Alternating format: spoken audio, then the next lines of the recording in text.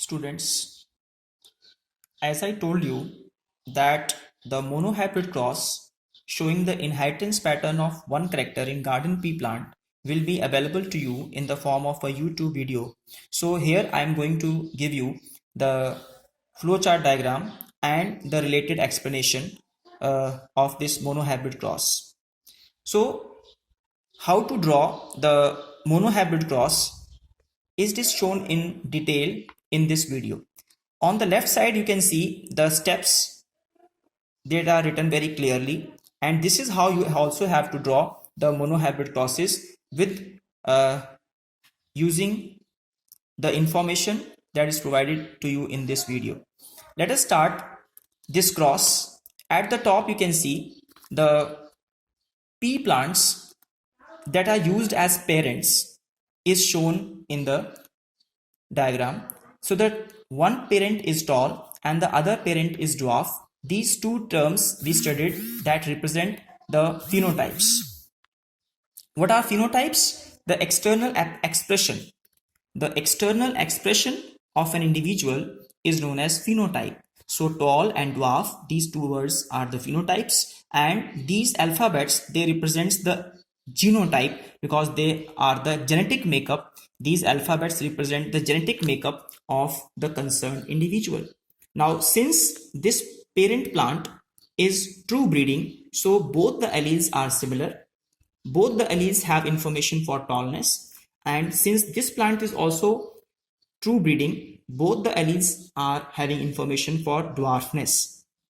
These are the genotypes, and both these plants, since the flower of a pea plant is bisexual, this tall plant can be male plant or it can also be a female plant, but then you have to consider this plant as opposite or as of opposite sex. Now what happens in the next step? Gamete formation takes place and gametes are produced by both these parents separately. If this parent is male, then you will get the male gametes, and if this parent is female, you will get the female gametes. Now here comes, at the time of gametogenesis, the operation of law of segregation. And law of segregation states that the two alleles of a pair in both parents during gametogenesis, the two alleles of a pair, they separate from each other, and one allele of a pair goes into 50% of gametes and the other allele of the same pair goes into rest 50% of gametes.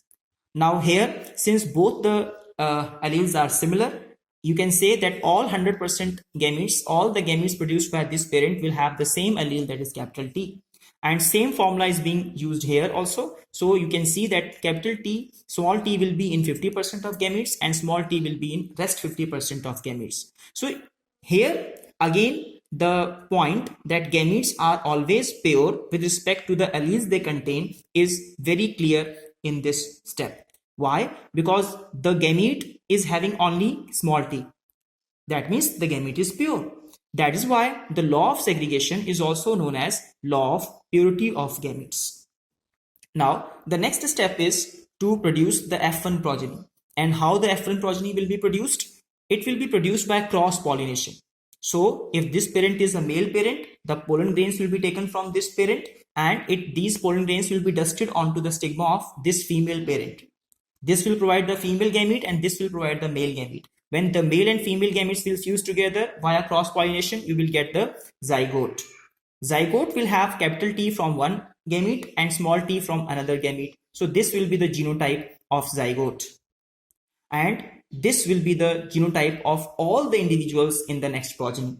Now these individuals are said to be monohybrid plants. We studied what is the definition of monohybrid, and hence this cross is known as a monohybrid cross. Let us recall why we call this type of cross as a monohybrid cross, because the parents that are being crossed with each other, they differ amongst each other with respect to only one character. And here in our example, that character is the plant height. Whereas other 6 characters in the parents, they are similar.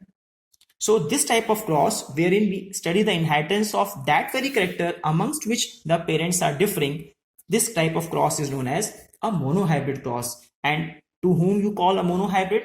Monohybrid is an individual which has heterozygous condition for one character or which has a heterozygous condition for one gene. Now, another point to be mentioned here is that the alleles which were separated during gametogenesis at this step, those alleles they come together here at the time of fertilization. So cross pollination is taking place, and here after fertilization, what is there? The paired condition of alleles is restored. Here the segregation took place, and here you can see the paired condition is restored. So paired condition is restored and segregation of alleles takes place at the time of gametogenesis are the two important points for definition of segregation. Next point is again the gametogenesis, and again you can say that law of segregation is operating here also. When these F1 progeny individuals, they will produce the gametes, 50% of gametes will have capital T and rest 50% of them will have small t. So law of segregation is operating here again. So these are the gametes produced by all the F1 progeny individuals. What happens next is that by self-pollination you are getting the F2 progeny. Remember that you got F1 progeny by cross pollination, but you are getting F2 progeny by self-pollination of F1 individuals. Now, this was the Punnett square diagram that we studied in the explanation in the regular Zoom class. Who gave this Punnett square diagram? Reginald C. Punnett. He was a British scientist. And how to make this Punnett square diagram? See, on this column, on the left side, we are showing the female gametes, and you can see the gametes were capital T and small t containing alleles. So you have the capital T on top and small t separately. On the top column, you can see that same gametes were here, capital T and small t, because it is self-pollination. So the same type of gametes are undergoing fertilization. Now, the possible genotypes and the possible phenotypes, they are shown in the Punnett square diagram. That is the aim of Punnett square diagram. So you can see the capital T and capital T is getting fertilized to produce this genotype. It is having tall trait as the phenotype. Similarly, in this box and this box also. Next step in the cross is to show the ratio, phenotypic ratio in F2 generation. For that, first of all, you must be knowing that what are the phenotypes in the F2 generation. These were tall and dwarf, two phenotypes. Then the number of individuals having tall phenotype are how many? Number 1, 2 and 3, 1, 2 and 3. And similarly, the number of individuals with dwarf phenotype, they were how many? 1. So the ratio becomes 3:1. That is phenotypic ratio in F2 generation. What about the genotypic ratio in F2 generation? For that, you have to see the genotypes, the different genotypes that were there in the F2 generation. See, this is number 1 genotype, this is number 2 genotype, and this is number 3 type of genotype. So all those 3 types of genotypes are written here, and the number of individuals with this genotype is 1. The number of individuals with this genotype are 2, 1 and 2, and the number of individuals showing this genotype is only 1, that is here at the bottom. This is the, therefore, complete way of showing the monohybrid cross, and this figure is labeled, can be labeled in different ways. Inheritance of one gene in garden pea plant, or it can be like inheritance of one character, just one character in garden pea plant. It can be said as a monohybrid cross in garden pea plant.